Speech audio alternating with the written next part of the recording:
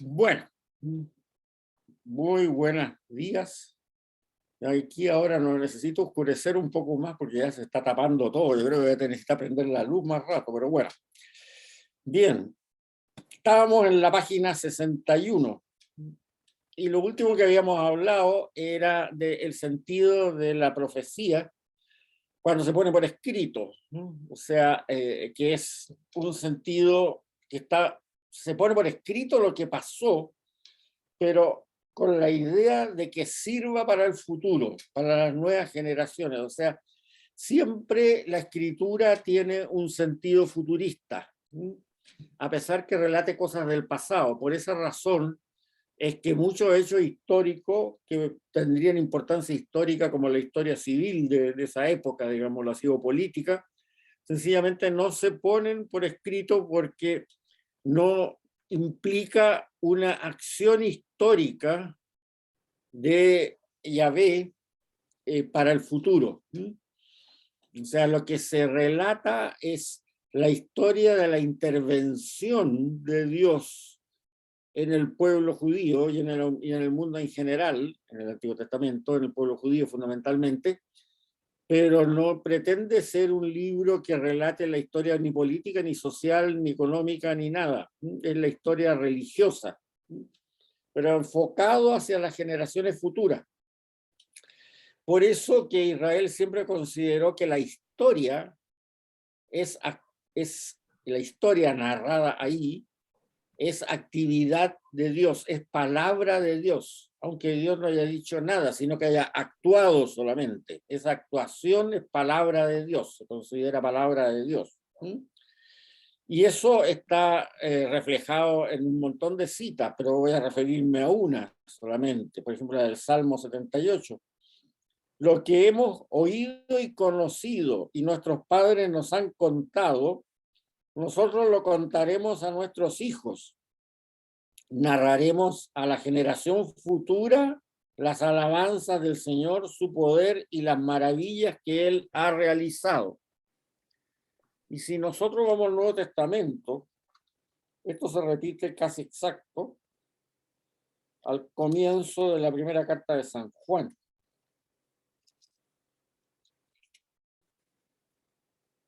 Déjenme buscarla.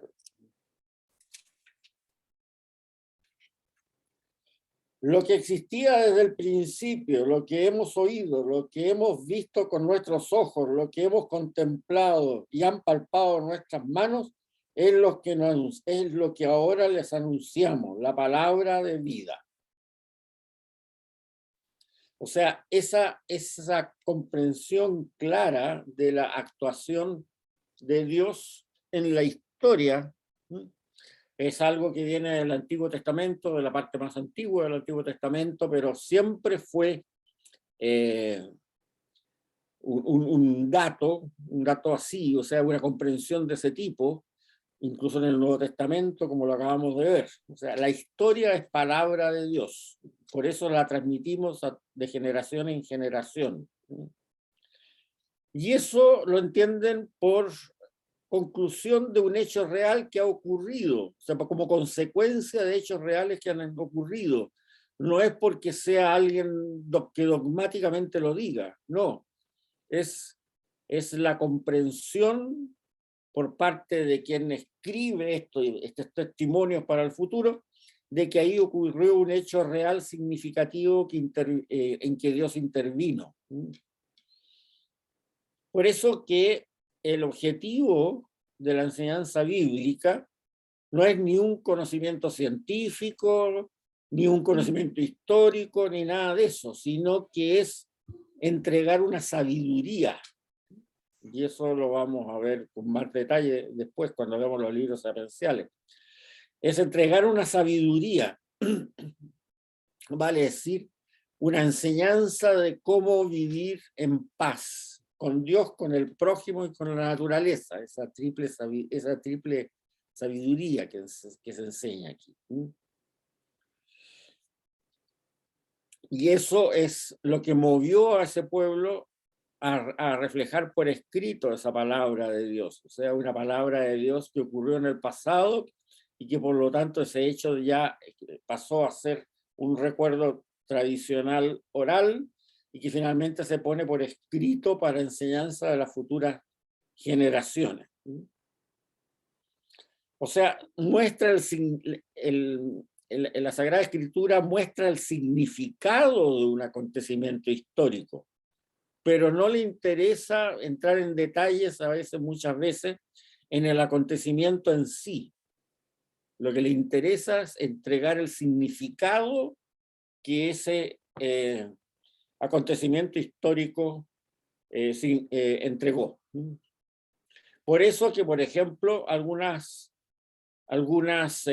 enseñanzas se muestran en un sentido alegórico para que se entiendan mejor, como el caso de la creación.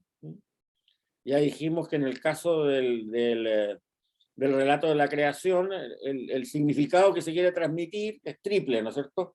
Que Dios hizo todo de la nada, que lo hizo por su propia voluntad y que después de haberlo hecho vio que era bueno. Esos son los puntos claves que muestra el relato de la creación. Pero obviamente no les interesa hacer un relato científico de cómo eso ocurrió, sino que al revés, lo ponen en un entorno que sea fácil de entender y fácil de memorizar.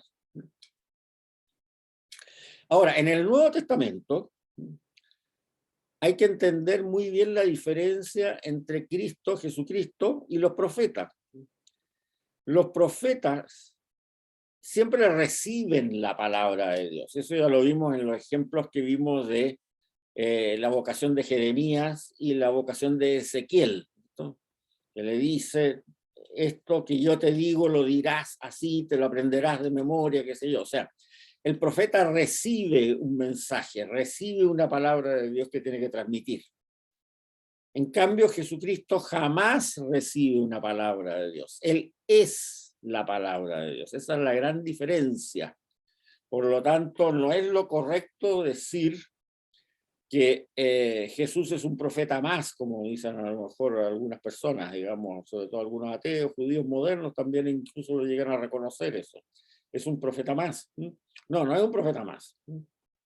Él nunca recibe, si ustedes miran los textos, nunca recibe la palabra de Dios, nunca recibe un recado de lo que tiene que transmitir, sino que Él es. Y eso lo recalcan mucho los evangelios. Por ejemplo, el caso del Evangelio de San Mateo, hay una secuela de mensajes que da el Señor en uno de sus sermones, en el Sermón de la Montaña, fundamentalmente, que tienen la misma estructura, que es la siguiente. Habéis oído que se dijo antiguamente a vuestros padres que, ta, ta, ta, ta, ta, ta, ta. Pero yo os digo que, ta, ta, ta, ta, ta, ta, ta. Ahora, ¿cuáles son los ta, ta, ta, ta, ta? Ya. Cuando dice, habéis oído que se dijo antiguamente a vuestros padres que, siempre está citando una cita de un profeta o otro mandamiento del decálogo. Por ejemplo, habéis oído que se dijo antiguamente a vuestros padres que no matarás. Pero yo os digo que quien le haga daño a otra persona o le insulte, bla, bla, bla, será reo, etcétera, etcétera, etcétera, etcétera. O sea, él tiene autoridad como para corregir la palabra de Dios, cosa que ningún profeta asumió jamás, y no se le hubiera ocurrido decirlo nunca. O sea, por eso que muchas veces la gente que lo está escuchando dice, nunca habíamos oído esto. Este maestro habla con autoridad, ustedes se fijan. Esa palabra se dice mucho como comentario de los que reciben la palabra de Cristo en una predicación. En cambio, habla con autoridad. ¿Qué significa eso? No es que hable bien, ¿ah? Sino que es como con autoridad, o sea, como que él tiene autoridad para corregir el mensaje que le habían dado a Israel los profetas o que le habían dado Israel Moisés. Y ese habéis oído que se dijo antiguamente a los padres, a vuestros padres que, citando un profeta, San Mateo lo repite, pero decenas de veces. Pero yo os digo que, O sea, él corrige lo que se había anunciado como palabra de Dios. Por eso es la gran diferencia entre el Antiguo Testamento y el Nuevo Testamento, y por eso que en el esquema ese que habíamos hablado en la primera clase, ¿no es cierto?, el tipo de drama de Lope de Vega, efectivamente el Nuevo Testamento es el tercer acto del drama, porque ahí se resuelve todo el problema. O sea, ya no hay posibilidad más de continuar con eso. Y eso lo dice claramente el Catecismo de la Iglesia Católica, como lo vimos. Porque ya llegó a hablarnos a nosotros el que tiene la autoridad propia. Y por eso también que, como vamos a ver, si hacemos el curso del Nuevo Testamento el año próximo, lo vamos a estudiar a fondo, San Juan en su prólogo dice, la palabra, el Dabar de Yahvé se encarnó. O sea, es el propio, esa energía divina que Dios infunde en el profeta y que tiene capacidad de ejecutar ese mandato con inteligencia y voluntad propia, como lo vimos en la clase pasada, cuando hablábamos de ese texto de Isaías. Ahora, esa energía se encarna. Dicho en término coloquial, esa palabra de Dios se traduce a ser humano. No es que se traduzca al lenguaje humano, no, se traduce a ser humano, se encarna. Es muy distinto encarnarse que traducirse, son dos cosas diferentes. O sea, esa energía divina, que es la que transmite esos mensajes de Yahvé, se encarna.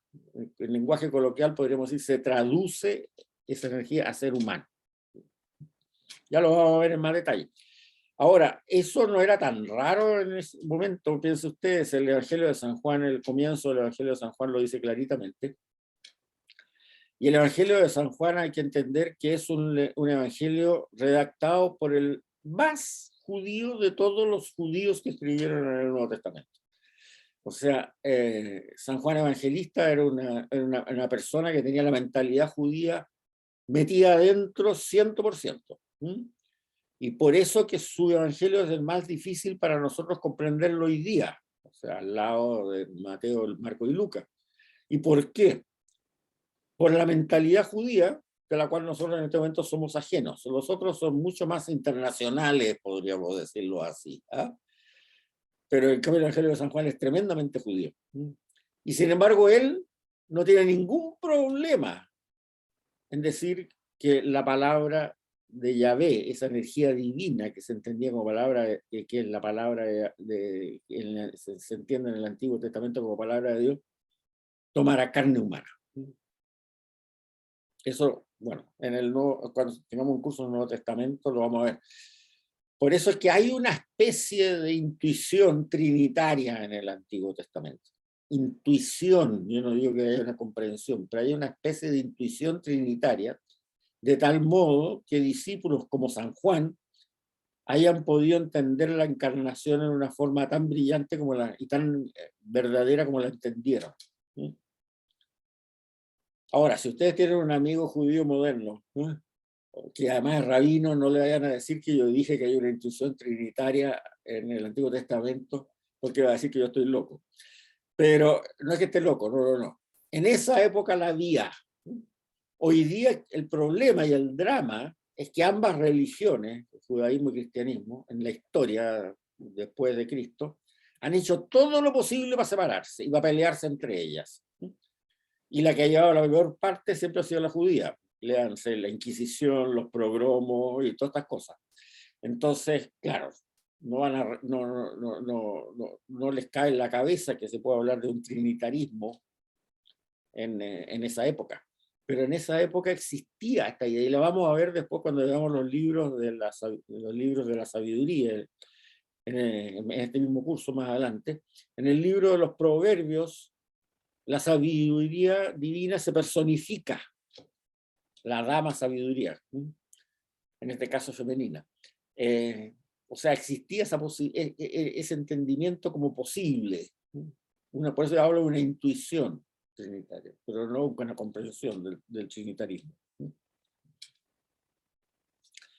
Bien, Y esto muestra el famoso hilo conductor que yo les he hablado tanto, ¿no? En la primera clase. Desgraciadamente nosotros no lo percibimos muy bien porque los libros de la Biblia no están ordenados cronológicamente, pero si lo estuvieran, se vería este hilito conductor que va manejando, alguien que va manejando atrás la pluma de toda esta gente que escribe.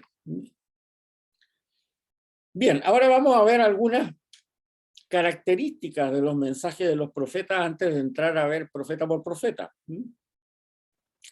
La primera cosa, que es muy importante, los profetas son abiertamente monoteístas.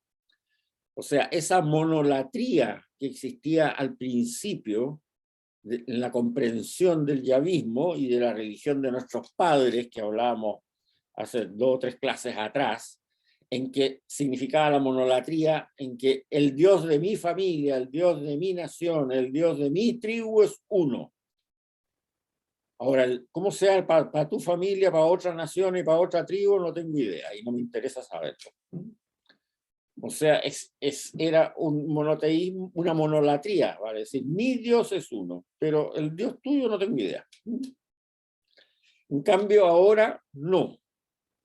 El mensaje de los profetas es absolutamente claro. Hay un solo Dios para el universo completo. Y por esa razón, entonces, que en esta época, que coincide con la monarquía, habíamos hablado, que es para la época del profetismo, coincide con la monarquía, es que aparece el relato de la creación, porque si ya hay un solo Dios, se puede decir, bueno, pensemos por qué se hizo el mundo, porque es un solo Dios. Cuando era una monolatría, no se plantean ese problema, porque bueno, ¿quién habrá creado el mundo? No sé, pues a lo mejor el Dios mío que es único, pero el Dios de los persas también, no sé, etc. Pero cuando ya se llega al convencimiento, se revela el mensaje, el misterio de Dios como monoteísta, entonces ahí sí que se puede plantear el problema de la creación y del origen del mal. Y eso viene a través del profetismo. En el profetismo está clarísimo, clarísimo, clarísimo, clarísimo, que hay un monoteísmo universal. Veamos el caso de Isaías, por ejemplo, esta cita que les pongo acá. Así dice el Señor Rey de Israel, su Redentor, el Señor Todopoderoso. Yo soy el primero, yo soy el último. Fuera de mí no hay Dios. ¿Quién se parece a mí? Que hable, que lo explique y me lo ponga. ¿Quién anunció de antemano el porvenir? ¿Quién nos predice lo que ha de suceder? No teman, no tiemblen. ¿No lo anuncié y lo predije por adelantado? Ustedes son testigos. ¿Hay algún Dios fuera de mí? No existe roca que yo no conozca. Los que modelan ídolos no valen nada y es inútil lo que ellos aman. Sus devotos no ven nada ni conocen. Por eso quedan defraudados. ¿Quién modela un dios o funde una imagen si no es para sacar algo? Miren, todos sus seguidores quedarán defraudados, porque los que lo fabrican no son más que hombres, que se reúnan todos para comparecer. Sentirán espanto y vergüenza a la vez. O sea, más claro echarle agua. Aquí está claro, el monoteísmo es explícito. Esa es la primera característica de los profetas y coincidieron todos. Absolutamente todos. No es uno que haya inventado esto, no. Desde el principio hasta el final del profetismo, que abarca, como les digo, todo el periodo de la monarquía. Entre paréntesis, les aconsejo que vean de vez en cuando el apéndice 2 de los apuntes, porque en 2 paginitas hay ahí un listado cronológico para que se ubiquen un poco en el tiempo. Si no, sale más complicado el asunto.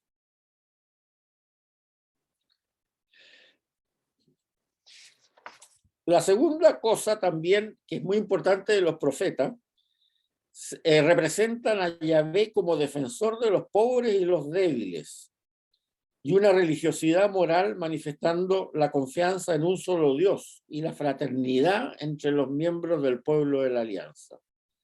La religiosidad para ellos es fe, humildad, justicia y misericordia. Sin ellas el culto no es válido. Ya habíamos hablado que en paralelo el yavismo tenía un modelo de religiosidad distinta, ¿no es cierto? En que Yahvé se entendía con el rey tenía unos funcionarios reales que eran los sacerdotes y una casa real que era su palacio y su templo, y el pueblo abajo lo único que tenía que hacer es obedecer a los 613 mandamientos. No había una comunicación entre Yahvé y el individuo común y corriente. El individuo común y corriente recibía de la clase sacerdotal y del rey sus instrucciones sobre cómo debía comportarse moral y religiosamente.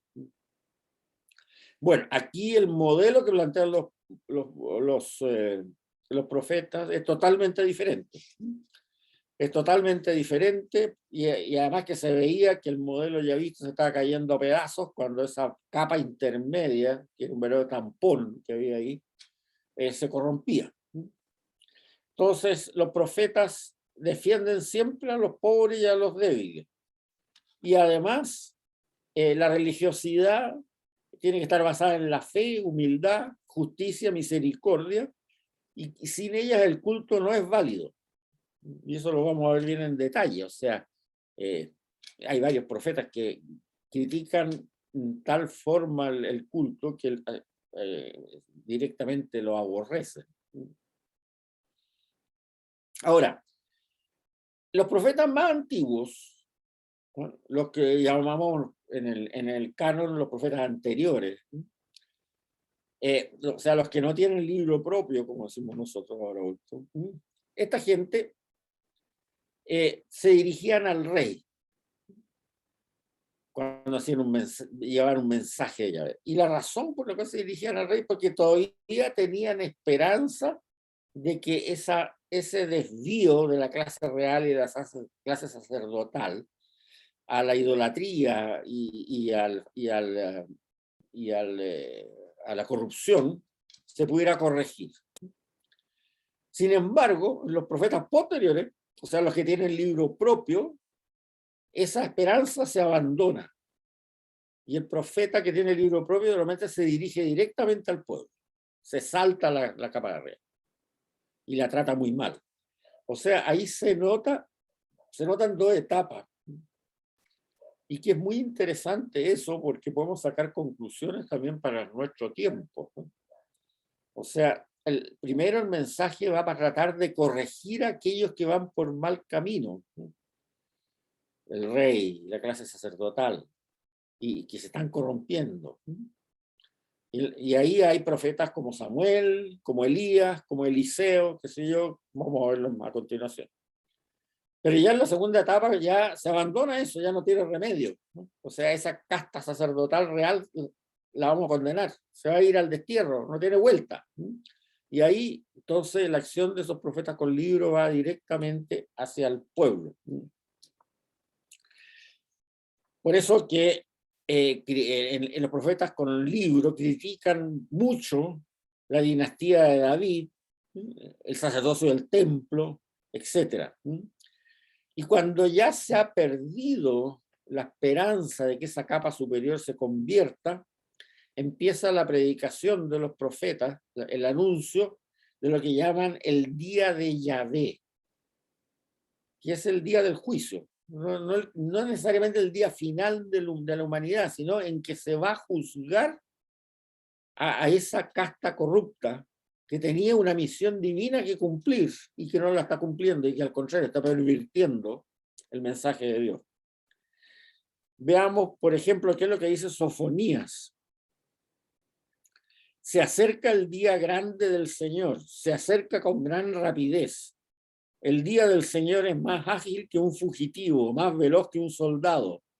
Ese día será un día de cólera, de angustia, de aflicción, de destrucción, de desolación, de oscuridad y tinieblas, día de nubes y nubarrones, día de trompeta y gritos de guerra contra ciudades fortificadas, contra las altas torres de defensa.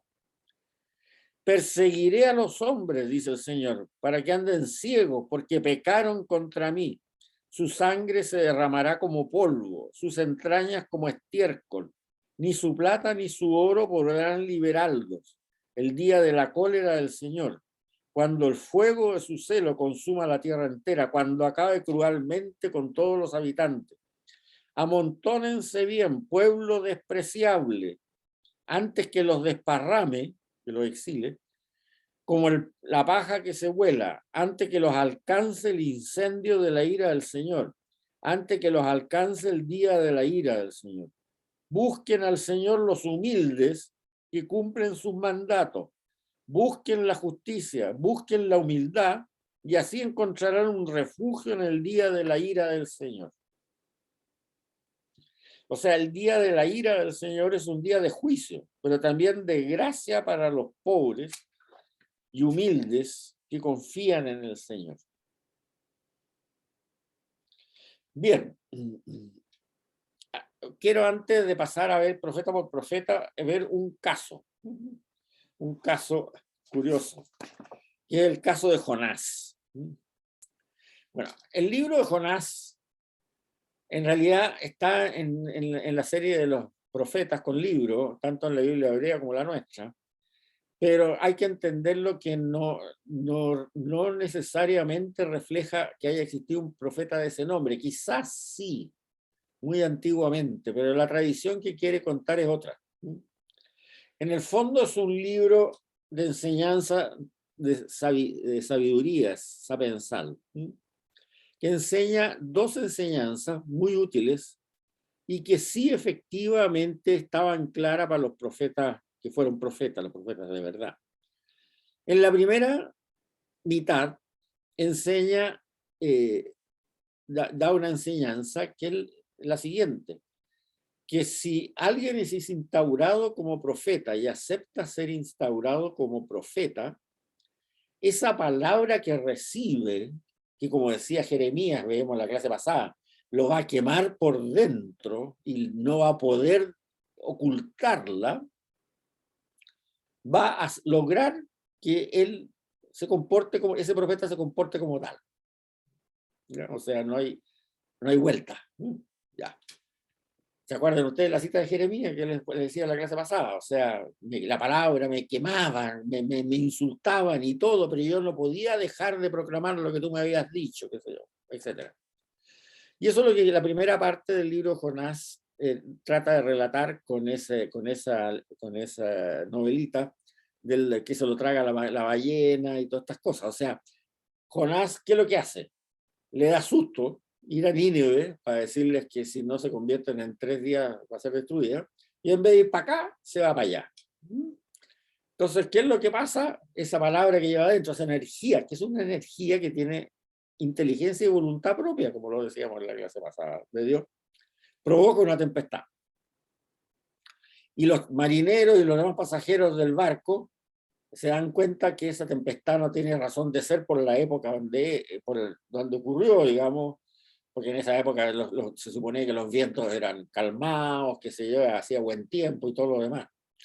Entonces echan a suerte para saber si había alguien ahí que estaba siendo castigado por su dios, porque eran el pagano los que manejaban el barco, y la suerte le cae a Jonás.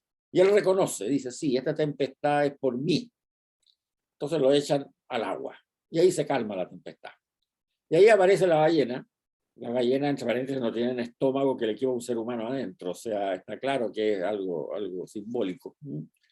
Se lo traga y 3 días después la ballena justo lo deposita en la playa de la ciudad de Nínive. O sea, efectivamente es una alegoría, porque la ballena se podría haber ido a depositarlo en Salamanca, o no, Salamanca no tiene, en Compostela, ¿no? Perfectamente, o en Marsella, o en Roma, o qué sé yo, no, pero justo se va para el lado que corresponde, y lo bota en la playa de Nínive.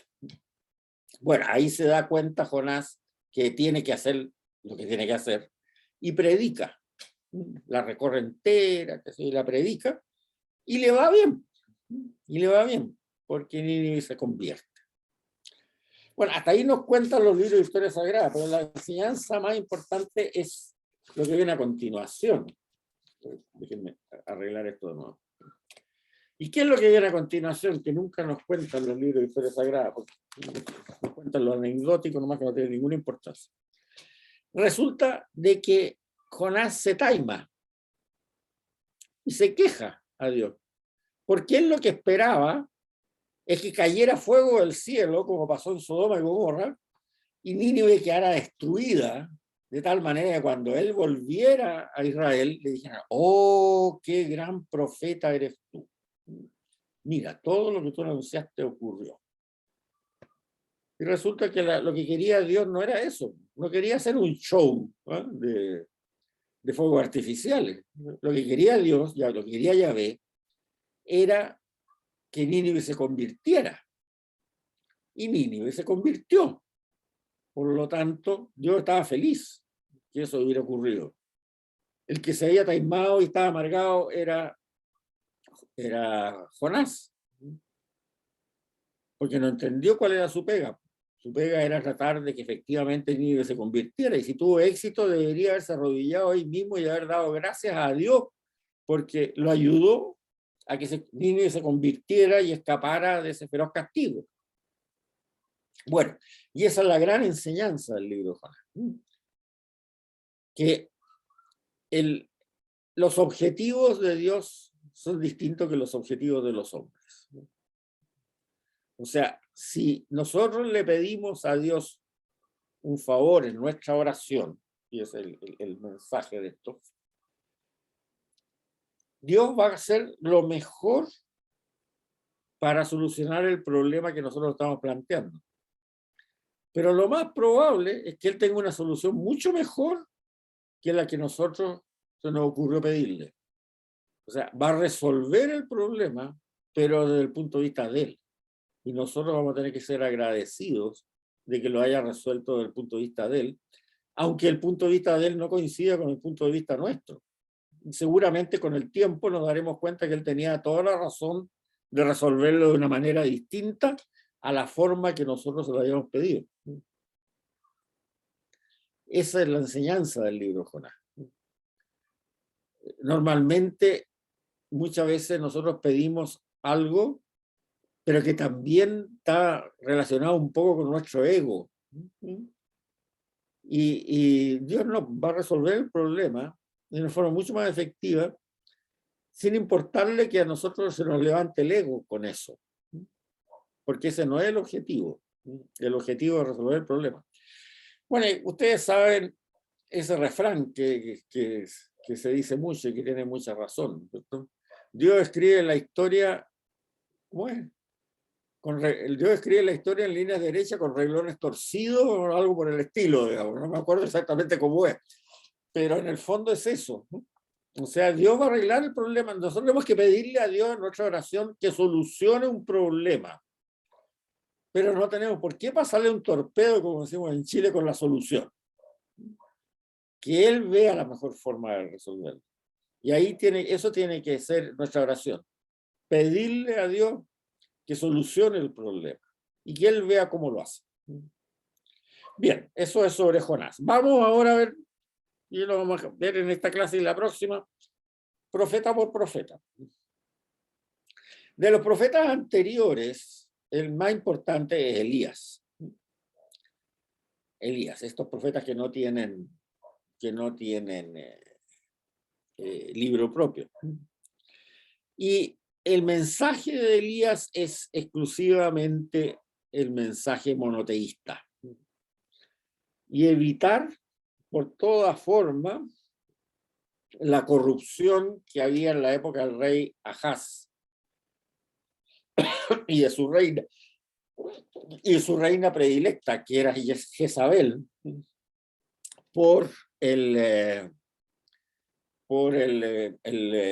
la idolatría, el politeísmo, los baales y toda esta cosa.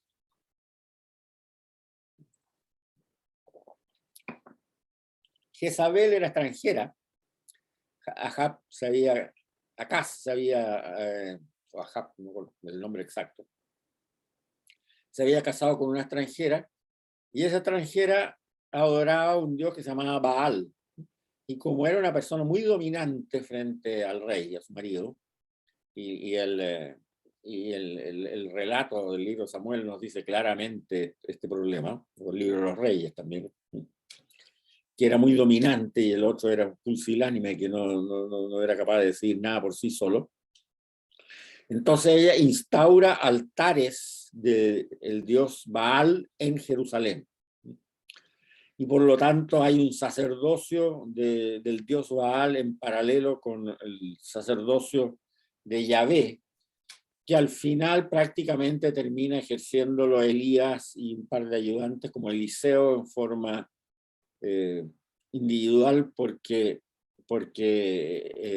ya la monarquía se había corrompido totalmente con esta idolatría. Y esa es la lucha del profeta Elías y el profeta Eliseo que lo sucede. Ahora, hay un relato ahí que es bien interesante, que Elías es el único personaje histórico del Antiguo Testamento que no muere, sino que es arrebatado por un carro de fuego al cielo directamente. Y esto obviamente ha traído como consecuencia, y lo vamos a ver a lo largo del curso, la idea que Elías va a ser el precursor cuando venga el Mesías, o el precursor cuando venga el día de Yahvé, el día del desastre, de la ira de Yahvé que hablábamos hace un rato. Y eso hace eco también el Nuevo Testamento. En el Evangelio de San Juan Bautista desmiente claramente que él sea Elías, porque le preguntan, si ustedes quieren verlo después, el capítulo 1 de San Juan, versículos 19 a 23. Dice, le preguntan los fariseos, ¿quién eres tú? Le dicen a Juan Bautista. ¿Eres un profeta? No, dice, no soy un profeta. ¿Eres Elías? No, no soy Elías. Bueno, ¿quién eres tú? Y entonces cita a Isaías, Juan Bautista ahí, dice, yo soy la voz que clama en el desierto, preparad el camino al Señor. O sea, él se autodefine, seguramente por inspiración divina, obviamente, como el precursor. Sin embargo, en el Evangelio de San Mateo, hay un diálogo entre el Señor y sus discípulos y los apóstoles, sobre si el precursor ha llegado o no ha llegado. Habían dicho sobre si Elías ha llegado o no ha llegado. Eso es Mateo capítulo 11, versículos 11 a 14. No lo dice el Señor que sea Elías, Juan Bautista, pero dice que sí el precursor ha llegado. Y ahí Mateo saca una conclusión, pero como él, que dice, entonces Juan Bautista es Elías. Bueno, entonces hay que entenderlo de esa manera. O sea, lo que dice el Señor y lo que dice el propio Juan Bautista es, él es el precursor, sí. El que dijo Isaías que tenía que venir y que dijo en el desierto, ¿cómo era la cosa? En el desierto, oigan la voz que clama en el desierto, enderezcan los caminos del Señor, o sea, un precursor. Entonces, ahí está todavía Elías en suspenso. Si ya vino Elías mismo o no era Elías, era un precursor y tiene que venir después al fin del mundo, bueno, no sabemos. Bien, pero vamos a entrar ahora a los profetas que tienen el libro. Y hay un grupo de 3 que es muy importante, que son Amós, Oseas y Miqueas. Bueno, Oseas se ha estado leyendo en todas las misas hasta ahora en la última semana, los días de semana, excepto el domingo, que tiene lecturas propias. Y yo creo que nadie se ha dado cuenta cuando se lee la lectura sobre Oseas. En la primera lectura de las misas de esta semana, nadie se da cuenta de la importancia que tiene para hoy día ese profeta. Así que yo lo voy a tratar de explicar ahora. Que son los profetas de la problemática social. Vamos a ver a Amós primero. Son 3, Amós, Oseas y Miqueas. Amós se queja fuertemente de la situación de los marginados sociales. Y eso advierte que significa que todo el sistema está podrido. Y que Yahvé, si sigue eso, no va a perdonar a su pueblo. Se queja del excesivo lujo de las clases dominantes y de los grandes propietarios agrícolas, la injusticia con los desposeídos transformados en perpetuos deudores insolventes, y la venalidad de los jueces, un culto a Yahvé hipócrita y la falsa seguridad religiosa. Vamos a ver la primera cita de Amós. Hay de los que cambian en veneno el juicio y tiran por tierra la justicia y aborrecen el que habla con sinceridad. Pues bien, ya que vosotros pisoteáis al débil y cobráis de él el tributo del grano, las casas de sillares que habéis construido, no las habitaréis. Las viñas selectas que habéis plantado, no beberéis su vino. Pues yo sé que son muchas vuestras rebeldías y graves vuestros pecados, opresores del justo, que aceptáis el soborno y atropelláis a los pobres en la puerta del templo. O sea, aquellos que pisotean al débil cobrando tributos, esas casas que han construido muy buenas, no las habitarán. Esas viñas selectas que han plantado, no beberán el vino. Graves vuestros pecados, opresores del justo, que aceptáis soborno y atropelláis a los pobres en la puerta del templo. Ahora, esto estaba también basado en la falsa seguridad religiosa. O sea, la clase corrupta que estaba más arriba siempre había predicado, no teman, porque nosotros somos el pueblo escogido de Dios, de Yahvé. Por lo tanto, nosotros mientras tengamos el culto y sacrifiquemos vaquitas y sacrifiquemos terneritos, no nos va a pasar nada. Eso es lo que ellos pensaban, lo que dice Amós como la falsa seguridad religiosa. Y mira lo que dice Amós respecto a eso. Detesto y rehúso sus fiestas. No me aplacan sus reuniones litúrgicas.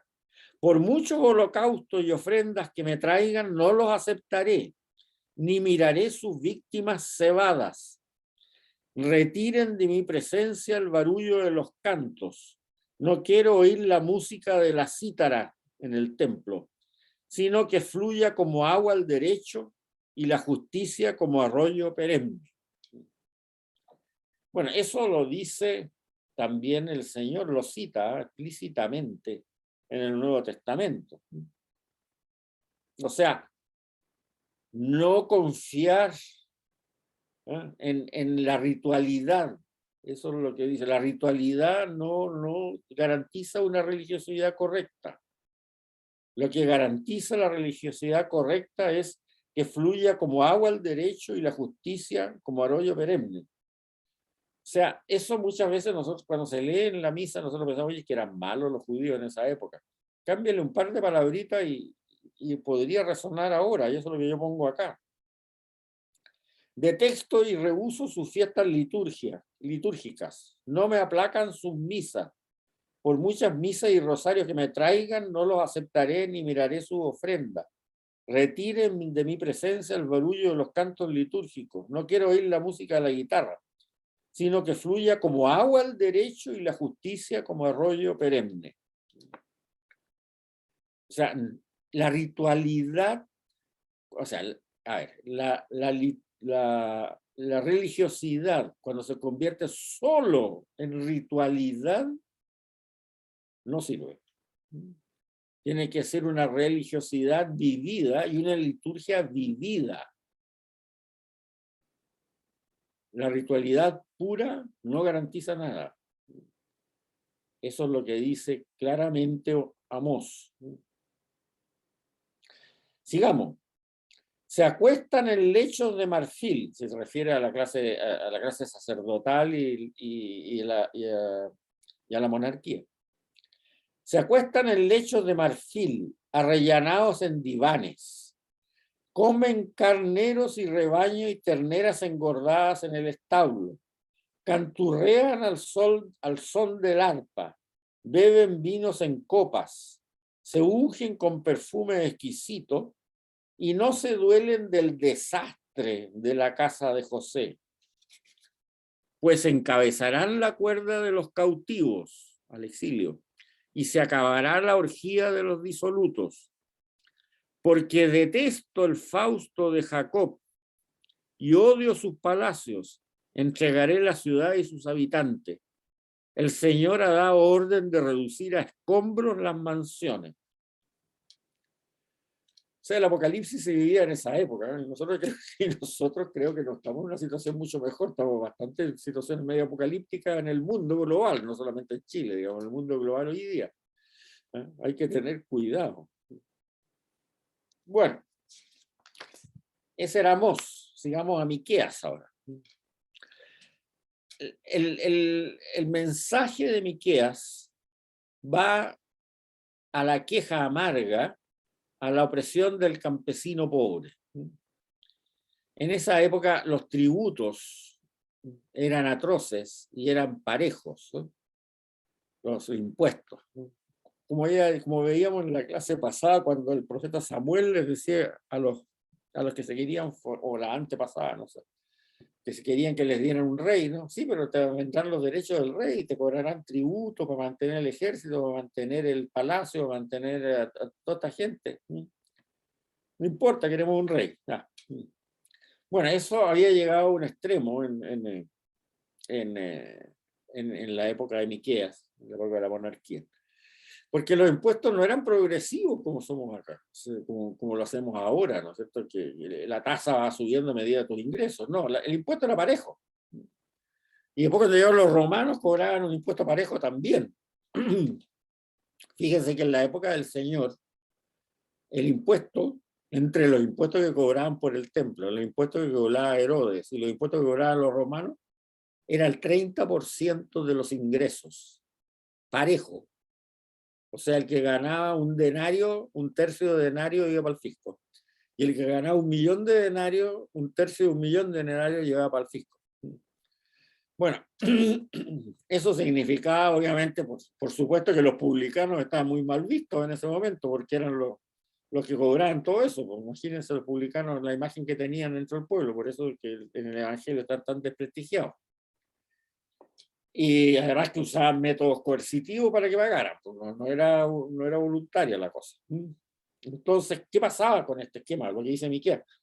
Para un campesino que ya tenía una parcelita chica, porque habían tenido que dividir muchas veces la tierra que había sido asignada cuando se creó la monarquía entre todos sus descendientes, pues, o sea, cuando era una familia que recibió una tierra, el reparto de la monarquía estaba muy bien, pero esos tenían nietos y bisnietos y tataranietos y tataranietos, y a lo mejor ahora en 500 familias que tenían que vivir con la misma parcelita y tenían que pagar el 30% de su ingreso. Entonces, claro, estaban muertos de hambre, no podían, no les daba. Entonces, Miqueas se queja amargamente de la opresión de los campesinos por parte de los terratenientes y de las autoridades de Jerusalén. En esa época había una desigualdad alarmante referente a los más pobres. Y por otro lado, edificios espléndidos que vivían los funcionarios reales y la clase sacerdotal. Entonces, Miqueas dice, el pueblo es la carne de matadero con que se alimentan las autoridades, cuya sangre sirve para construir el esplendor de Jerusalén. Veamos algunas citas. Yo dije, escuchad pues, jefes de Jacob y dirigentes de la casa de Israel. ¿No es cosa vuestra conocer el derecho, vosotros que odiáis el bien y amáis el mal, que les arrancáis la piel de encima y la carne sobre sus huesos? Los que han comido la carne de mi pueblo y han desollado su piel y han quebrado sus huesos, lo que le han despedazado como carne en la caldera, como vianda dentro de una olla, entonces clamarán a Yahvé, pero él no les responderá. Esconderá de ellos su rostro en aquel tiempo por los crímenes que cometieron. Escuchad esto, jefes de la casa de Jacob y dirigentes de la casa de Israel, que abomináis el juicio y torcéis toda rectitud, que edificáis a Sión con sangre y a Jerusalén con maldad. Y ahora viene el mensaje que dice Yahvé, entre comillas, sus jefes juzgan por soborno, sus sacerdotes enseñan por salario, sus profetas vaticinan por dinero y se apoyan en Yahvé diciendo, ¿no está Yahvé en medio de nosotros? No vendrá sobre nosotros ningún mal. Por eso, por culpa vuestra, Sión será un campo en que se ara. Jerusalén se hará un montón de ruinas y el monte de la casa del templo será un cerro de malezas. Es duro esto. Es duro esto.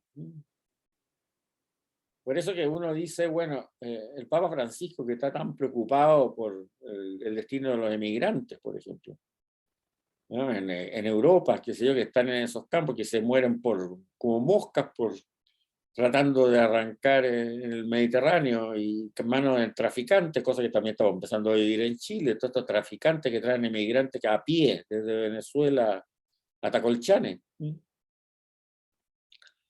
Bueno, no es arreglable eso. Ahora arreglar de forma seria, no solamente diciendo aquí, bueno, vamos a hacer lo posible para que no pasen hambre, cosas que están haciendo muchas parroquias también, haciendo campaña, y eso es esencialmente correcto. Pero a nivel de Naciones Unidas, digámoslo así, ¿no se podría hacer algo para solucionar el problema de origen? Que esta gente no tuviera que arrancar con lo opuesto y caminar a lo mejor miles de kilómetros o tirarse al agua en el Mediterráneo, enriqueciendo a mafias que los transportan. No le conviene al nuevo orden mundial. Entonces ahí es donde uno piensa, en realidad no deberíamos hacer caso a lo que nos dice la Escritura, que eso está ahí para que nosotros lo leamos y en el futuro no cometamos el mismo error de lo que pasó en la época de Miqueas.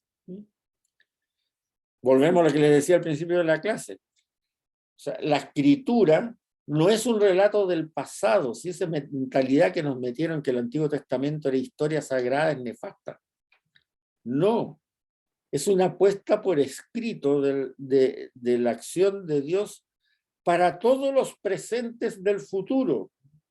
O sea, es para el presente de hoy, para el presente del futuro de nuestros hijos, para el presente del futuro de nuestros nietos, para el presente del futuro de los bisnietos que nazcan, y así sucesivamente mientras exista el mundo.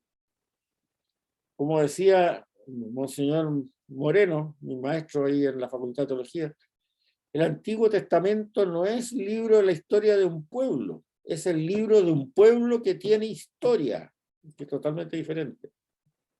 Está escrito para el presente de cada día mientras exista el mundo. O sea, esto no es un relato para que nosotros digamos, cuando lo escuchamos en misa, o sea, digamos, esta semana, o sea, que era mala la gente en esa época. No, es un relato para hoy. Y un relato para mañana, y un relato para pasado, y un relato para todos los días, y para todas las generaciones que vengan después.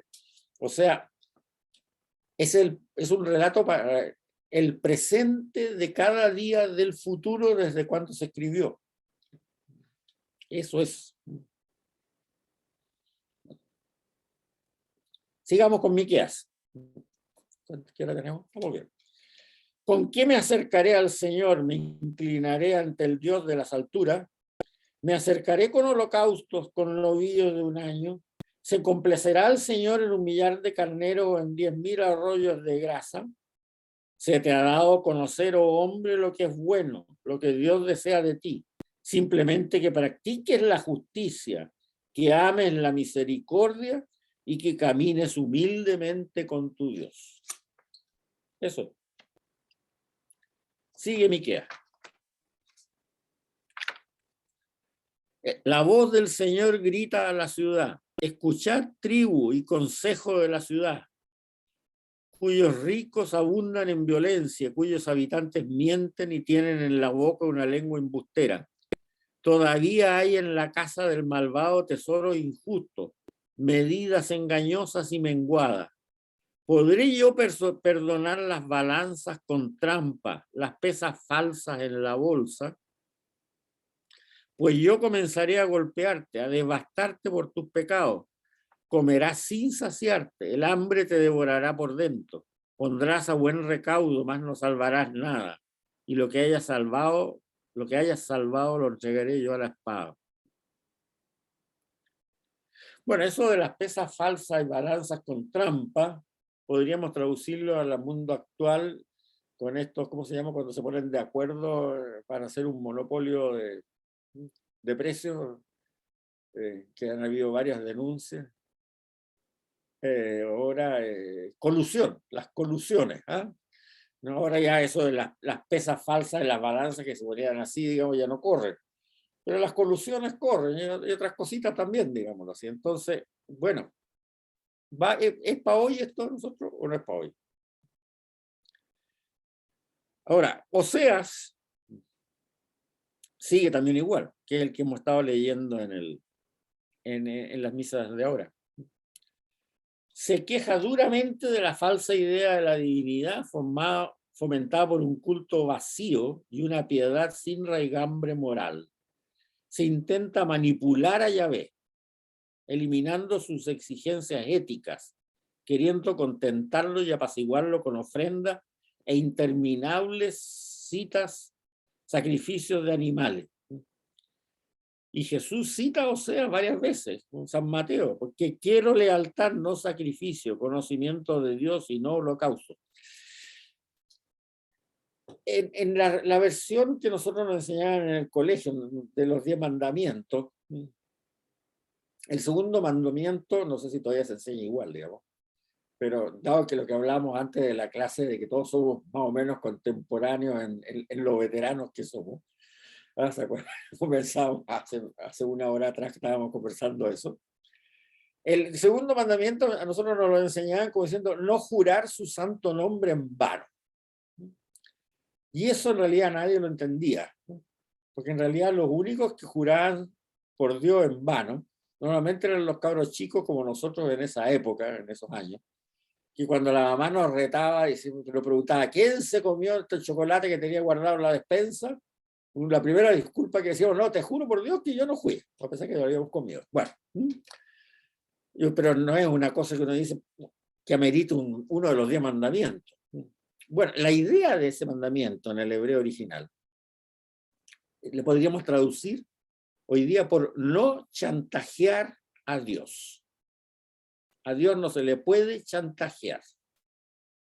Esa frasecita, apréndensela así, no sale en la Biblia textual, pero es el significado exacto que tiene ese mandamiento.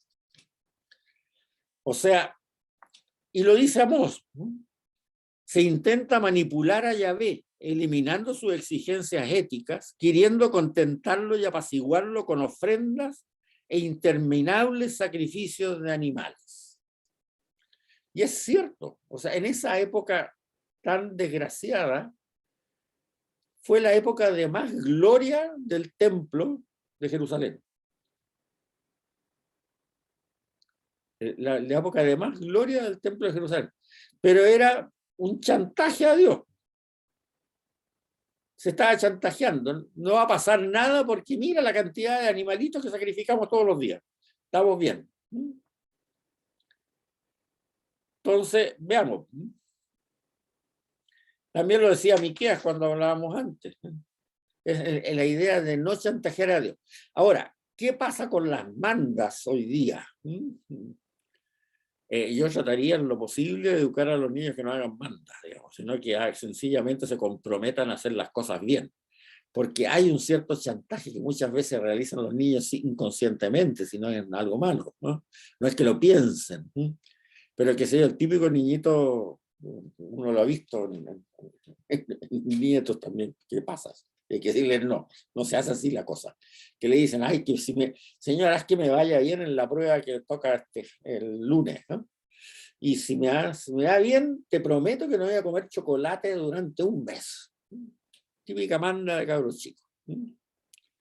Resulta que no estudia nada porque se basa en la confianza de la manda y por supuesto se saca un 1. Entonces decide castigar a Dios y come el doble de chocolate de lo que comía antes. No, a eso hay que decirle que no se hace. No se puede chantajear a Dios. No se debe chantajear a Dios. Tú le puedes pedir a Dios, efectivamente, que te vaya bien en la prueba del lunes y estudiarla harto y rezar antes de la prueba para que el Señor te ilumine y te haga poner la respuesta correcta. Pero hasta ahí nomás. Hasta ahí nomás. Y ese, fíjense, el pecado de chantajear a Dios.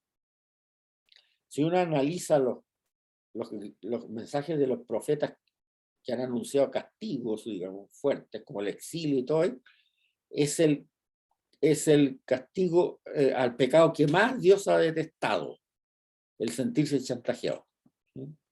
Claro, lo dice en el hebreo con otras palabras y las traducciones no dicen la palabra chantajear, pero yo se las explico porque ese es el significado.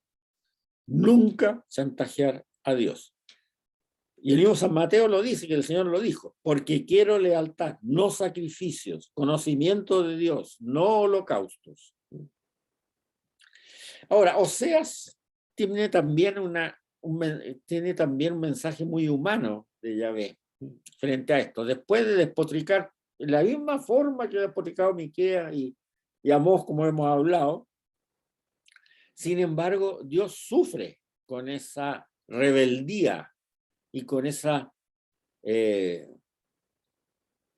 especie de prostitución de su pueblo, con esa degeneración. Por ejemplo, aquí hay una cita.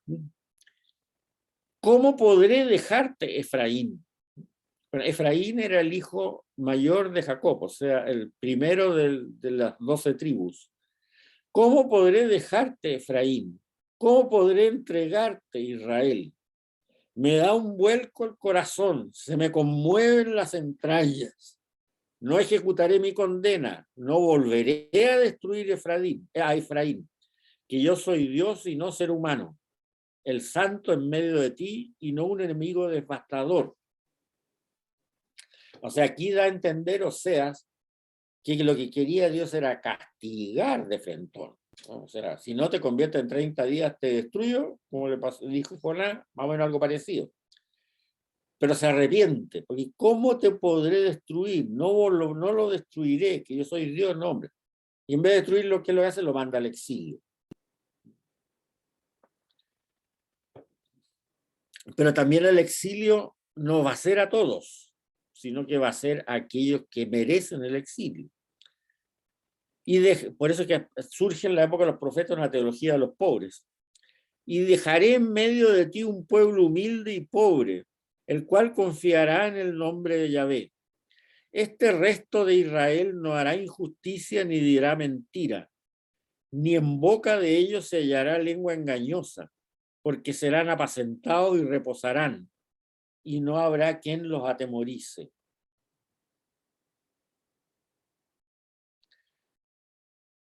En el fondo, todo esto era porque se desvirtuó la religiosidad, porque la promesa que hizo Dios a Israel en la época de Moisés y de Josué y de Abraham antes, Israel la consideró como hoy día dijéramos un seguro de vida.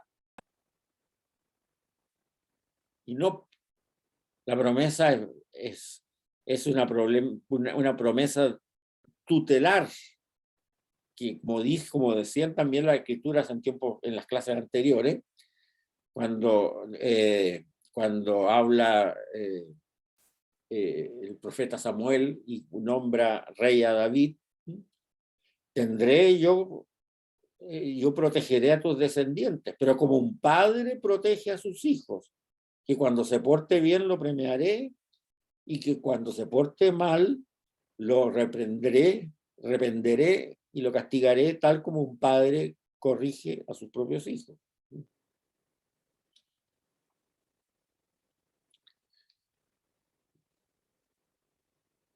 Miqueas ya aquí habla de os aplastaré contra el suelo, habrá llanto en todos los huertos cuando pase en medio de ti. Jerusalén será una ruina, el monte del templo un cerro de malezas.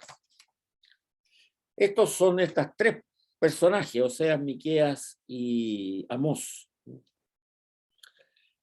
Jeremías, que es del tiempo inmediatamente anterior al exilio, que tiene mucha influencia en la fuente deuterocanónica. Jeremías, parece que la fuente deuterocanónica fue su propia escuela.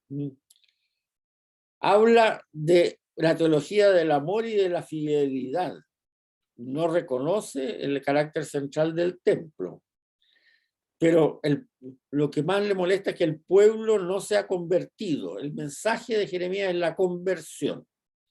Y si el pueblo no se ha convertido, es que el pueblo ha roto la alianza con Yahvé. No Yahvé haya roto la alianza con el pueblo. Es el pueblo que ha roto la alianza con Yahvé. Y por eso ya Jeremías, que se logra salvar del exilio y ahí desaparece su rastro, no se sabe más de él, ya sabe que Nabucodonosor ha exiliado la monarquía.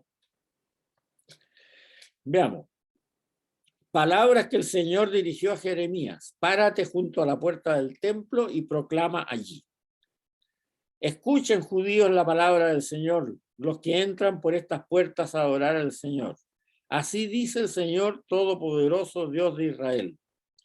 Enmienden su conducta y sus acciones, y habitaré con ustedes en este lugar. No se hagan ilusiones con razones falsas, repitiendo el templo del Señor, el templo del Señor, el templo del Señor. Si enmiendan su conducta y sus acciones, si juzgan rectamente los pleitos, si no oprimen al emigrante, al huérfano y a la viuda, si no derraman sangre inocente en este lugar, si no siguen a dioses extranjeros para la desgracia de ustedes mismos, entonces habitaré con ustedes en este lugar, en la tierra que di a sus padres desde antiguo y para siempre. Pero ustedes se hacen ilusiones con razones falsas que no sirven.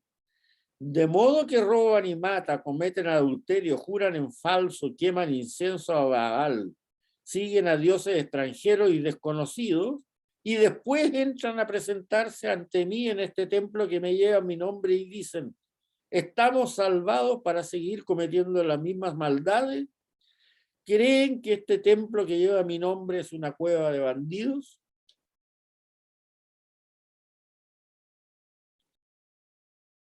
Y después cuenta Jeremías. En el año cuarto del reinado de Joaquín, hijo de Josías en Judá, que corresponde al año primero del reinado de Nabucodonosor en Babilonia, recibió Jeremías este mensaje para todo el pueblo judío, y el profeta Jeremías se lo comunicó a todos los judíos y a todos los vecinos de Jerusalén. Desde el año 13 del reinado en Judá de Josías, hijo de Amón, hasta el presente día, en total 23 años, he recibido la palabra del Señor y la he predicado puntualmente y ustedes no me han escuchado. El Señor les enviaba puntualmente a sus siervos los profetas y no quisieron escuchar ni prestar oído.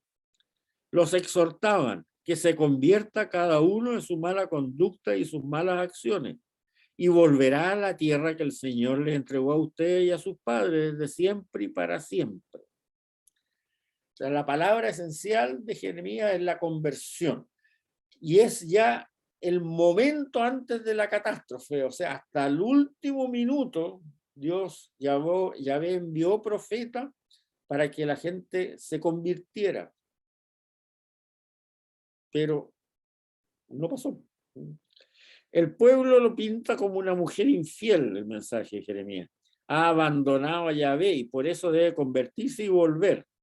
Y esta conversión abarca aspectos de culto, sociales, políticos, cambios de mentalidad y de actitud. Por eso también habla de una restauración. Y tal como dijo Yahvé en el momento que constituyó a Jeremías como profeta, que lo vimos en la clase pasada, lo mandó para arrancar y arrasar, destruir y demoler, pero edificar y plantar. Y eso es lo que significa la restauración, según Jeremías, o la conversión. Arrancar y arrasar lo malo, destruir y demoler lo malo, pero edificar y plantar de nuevo lo original, lo que venía anunciado desde el principio. Vamos a ver Ezequiel y con eso yo creo que vamos a estar porque entonces alcanzamos a ver Ezequiel, yo creo. Ezequiel es el profeta que actúa durante el destierro. O sea, ya vino la catástrofe, se llevaron presos los babilonios a toda la familia real, las familias sacerdotales, toda la gente que podía hacer revoluciones, o sea, la gente con alguna ilustración, quedaron en Israel exclusivamente los más pobres y los que no tenían miedo como pasar una revolución de ahí, los babilonios, los más humildes, los menos cultos, el pequeño resto, como decía el profeta antes, Miqueas. Entonces, Ezequiel es el pastorea al pueblo durante el destierro. Los hace convencerse que Jerusalén va a ser destruida o ya fue destruida y el destierro va a ser largo. Entonces, en ese tiempo no va a haber templo, es decir, van a haber una serie de situaciones que el pueblo de Israel va a tener que afrontar y usarlo de purificación para que en algún momento futuro, que el mismo Ezequiel anuncia, pero que no lo vio, pueda volver a su tierra y reconstruir Jerusalén. Entonces, un mensaje grande que da Ezequiel es que hay que tomar conciencia de la responsabilidad individual. Eso es vital. O sea, no es la cuestión sacrificar hartas vaquitas en el templo todos los días, digamos así, ¿eh? En esos periodos de gloria de la liturgia y del templo de Jerusalén. No, la responsabilidad es individual. Sin embargo, cada individuo no puede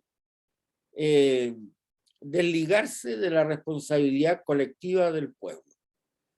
O sea, no es solo que yo me porte bien, sino que yo tengo que convertir a quienes me rodean también de tal manera que se porten bien. O sea, hay una responsabilidad individual que es la primaria. Ya no es cuestión de solamente dar limosna para que se maten hartas vacas todos los días en el templo de Israel, en el templo de Jerusalén. No. Hay una responsabilidad primaria de yo comportarme de acuerdo a lo que dice la ley, la Torá, o en el caso nuestro el Evangelio, da lo mismo. Una responsabilidad primaria, pero también una responsabilidad que tenemos muy seria sobre aquellos que son nuestro prójimo directo, de tal manera de ayudarlos también a mantener esa responsabilidad primaria a cada uno de ellos. La segunda cosa que hace hincapié Ezequiel es que Yahvé no está ligado a un lugar. O sea, efectivamente Yahvé residía en el templo de Jerusalén, pero ahora estará a la cercanía nuestra en Babilonia, sé que estamos exiliados en Babilonia. O sea, es quien instaura una metodología apta para el exilio de esa relación que no se construyó nunca en la época de la monarquía, que puede tener Yahvé con la persona individual.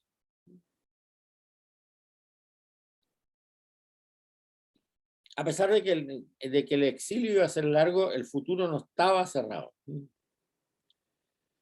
Ahora, hay un texto muy famoso de Ezequiel, que es el texto de los huesos secos, que se llaman, que se lee por ahí también en alguna liturgia, y que hay que entenderlo desde el punto de vista cómo entendían los judíos la vida. O sea, para ellos el cuerpo no estaba dividido en cuerpo, el ser humano no estaba dividido en cuerpo y alma, sino que el cuerpo recibía el soplo de Dios, la ruaj de Yahvé, como decíamos, y por eso vivía. Y moría cuando Yahvé le retiraba esa ruaj de Yahvé. Pero Yahvé lo podía insertar de nuevo en ese cuerpo, en esos mismos huesos. Esa es la imagen que tiene este relato. Lo leo. La mano del Señor se posó sobre mí, dice Ezequiel, y el Señor me llevó en espíritu, dejándome en un valle todo lleno de huesos. Me hizo pasarle revista. Eran muchísimos los que había en la cuenca del valle y estaban todos resecos. Entonces me dijo, hijo de Adán, ¿podrán revivir esos huesos? Contesté, tú lo sabes, Señor. Me ordenó, profetiza así sobre esos huesos. Huesos secos, escuchen la palabra del Señor. esto dice el Señor a esos huesos. Yo les voy a infundir el espíritu para que revivan. Les injertaré tendones, les haré crecer carne. Tensaré sobre ustedes la piel y les infundiré el espíritu para que revivan. Así sabrán que yo soy el Señor. Pronuncié la profecía que se me había mandado y mientras lo pronunciaba resonó un trueno. Luego hubo un terremoto y los huesos se juntaron, hueso con hueso. Vi que habían prendido en ellos los tendones, que brotaba la carne y tenían piel tensa, pero no había espíritu en ellos. O sea, no había vida. Entonces me dijo, llama al espíritu, hijo de Adán, diciéndole al espíritu, esto dice el Señor. Esto dice el Señor. Él no lo puede hacer por sí solo, tiene que ser porque él transmite una palabra de Dios, el Dabar de Yahvé. Ven espíritu desde los cuatro vientos y sopla en estos cadáveres para que revivan. Pronuncié el llamado que se me había mandado. Penetró en ellos el espíritu. Revivieron y se pusieron en pie. Era una muchedumbre inmensa. Entonces me dijo, hijo de Adán, estos huesos son toda la casa de Israel. Ahí los tienes diciendo, nuestros huesos están secos, nuestra esperanza se ha desvanecido, estamos perdidos. Por eso profetiza diciendo, esto dice el Señor, yo voy a abrir sus sepulcros, los voy a sacar de sus sepulcros, pueblo mío, y los voy a llevar a la tierra de Israel. Sabrán que yo soy el Señor cuando abra sus sepulcros, cuando los saque de sus sepulcros, pueblo mío. Infundiré mi espíritu en ustedes para que revivan. Lo estableceré en su tierra y sabrán que yo el Señor lo digo y lo hago. Oráculo del Señor. El libro de Ezequiel es el libro que más influencia ha tenido y tiene sobre el libro del Apocalipsis del Nuevo Testamento. Yo les hablaba hace un rato de que San Juan es el más judío de todos los judíos que escribieron el Nuevo Testamento. Y para entenderlo hay que entender su mentalidad judía y que era alguien que conocía el Antiguo Testamento, o sea, la Biblia judía de memoria, de la A hasta la Z. Por eso cuando escribe el libro del Apocalipsis, en vez de estar nosotros tratando de sacar cábalas para ver cuándo se acabará el mundo o tonteras por el estilo, lo más importante es que leamos el libro de Ezequiel primero antes de leer el libro del Apocalipsis.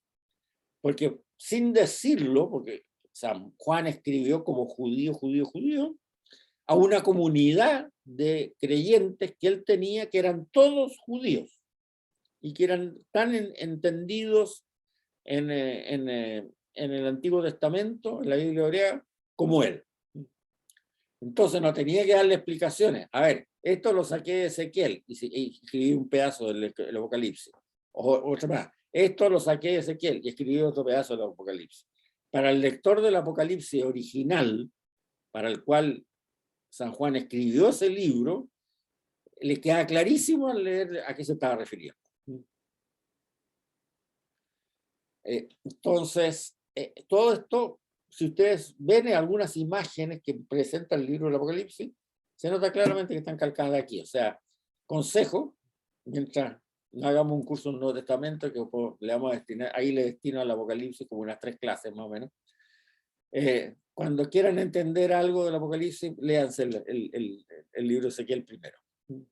Veamos, por ejemplo, cómo ve Ezequiel el futuro de ese pueblo desterrado. Me dirigió la palabra del Señor.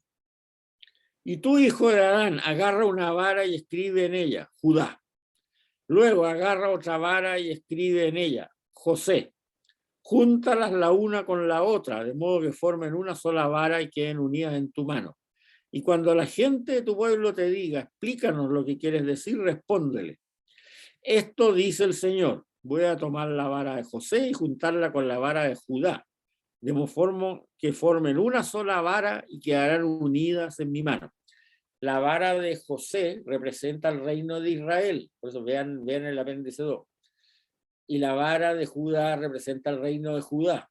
Eso es lo que está diciendo, que ahora las va a juntar. Ya no van a ser nunca más 2 reinos separados.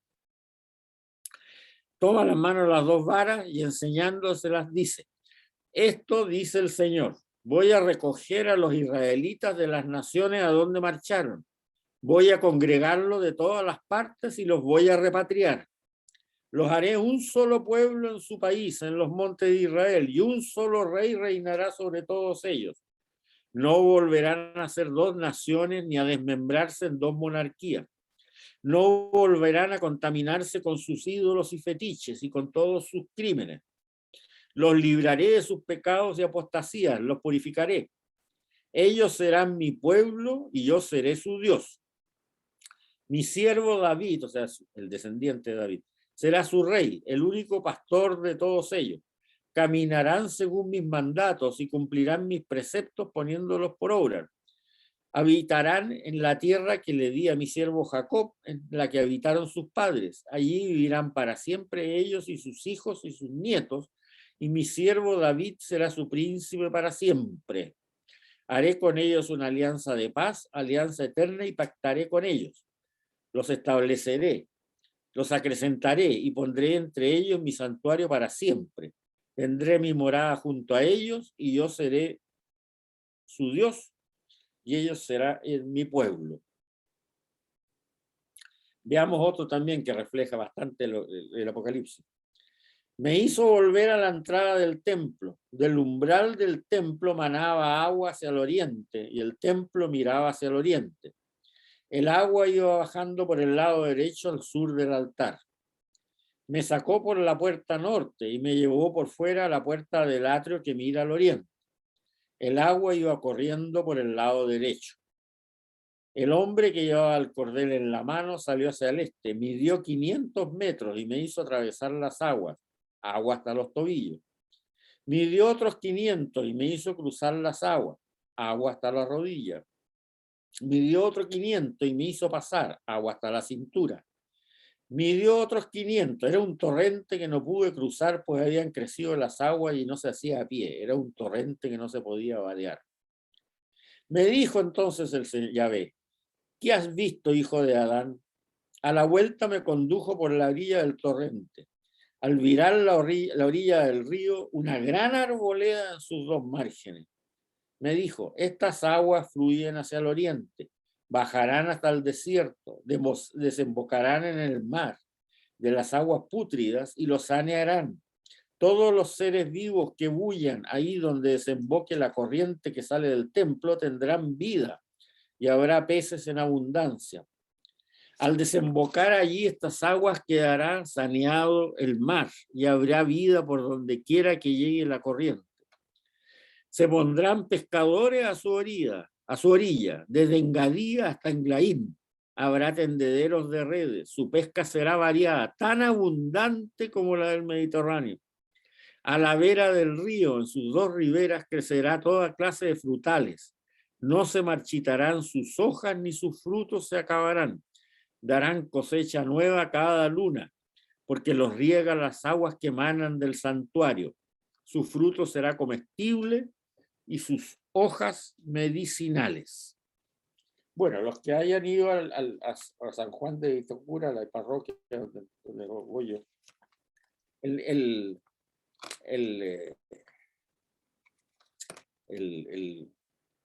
¿cómo se llama? El mosaico que está frente al altar refleja al Apocalipsis, pero el Apocalipsis refleja a Ezequiel. Si ustedes se fijan, está clarito, ¿ah? Ahí. Vean aquí el río que emana del santuario.